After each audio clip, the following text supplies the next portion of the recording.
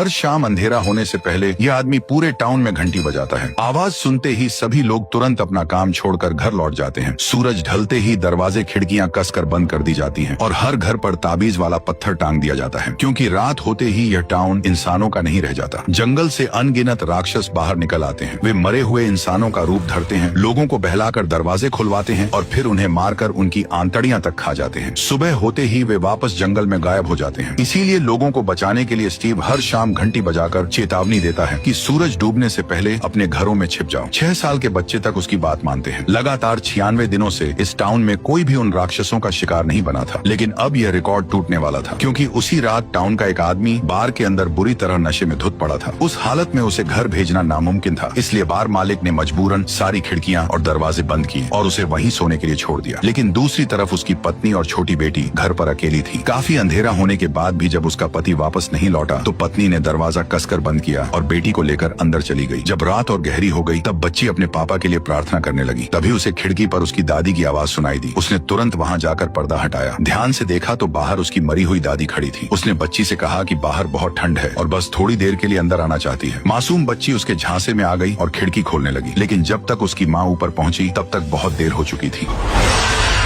अगली सुबह जब वो शराबी घर लौटा तो उसने देखा कि उसके घर के बाहर पूरे टाउन के लोग जमा हैं। वह कुछ पूछता उससे पहले ही स्टीव ने उसे एक जोरदार थप्पड़ जड़ दिया, क्योंकि यह पहली बार नहीं था। स्टीव उसे कई बार समझा चुका था कि जिन घरों में बच्चे हों उन घरों की खिड़कियां हमेशा कीलों से बंद रखनी चाहिए, क्योंकि इस टाउन में बच्चे सबसे जल्दी उन राक्षसों के बहकावे में आ जाते हैं। लेकिन उसने हर बार इस बात को नजरअंदाज किया और उसी एक लापरवाही की वजह से पिछली रात उसकी पूरी फैमिली राक्षसों की भेंट चढ़ गई। जब उसने जमीन पर पड़े अपनी पत्नी और बेटी के चिथड़े देखे तो वह वहीं घुटनों के बल गिर पड़ा और फूट फूट कर रोने लगा। लेकिन अब पछतावे का कोई फायदा नहीं था। स्टीव इस बात से और भड़का हुआ था कि उसने सिर्फ अपना परिवार नहीं मरवाया था, बल्कि पूरे टाउन को खतरे में डाल दिया था, क्योंकि इस जगह एक खौफनाक नियम था। जब भी यहाँ कोई मरता था तो उसकी जगह कोई नया इंसान इस टाउन में आकर फंस जाता था। और सच में हुआ भी वही। जिस दिन उस औरत और बच्ची का अंतिम संस्कार हो रहा था उसी दिन एक गाड़ी इस टाउन में आ पहुंची। नए लोग इतनी जल्दी आ गए, ये देखकर सभी हैरान रह गए। स्टीव ने तुरंत सबको चुप रहने का इशारा किया और खुद उस परिवार से पूछताछ करने लगा। जब उसे पता चला कि वे रास्ता भटक कर यहाँ पहुँचे हैं तो उसने बिना कुछ कहे आगे बढ़ने का इशारा कर दिया। लेकिन असली खेल तो अब शुरू हुआ था। कुछ ही देर में वो आदमी गाड़ी लेकर आगे निकल पड़ा। शुरुआत में उसे लगा कि अब वे जल्द ही इस जगह से निकल जाएंगे, मगर थोड़ी दूर जाते ही उसके होश उड़ गए, क्योंकि घूमते घूमते वे फिर उसी टाउन में वापस पहुंच चुके थे। पहले उसे लगा शायद उसने गलत मोड़ ले लिया है,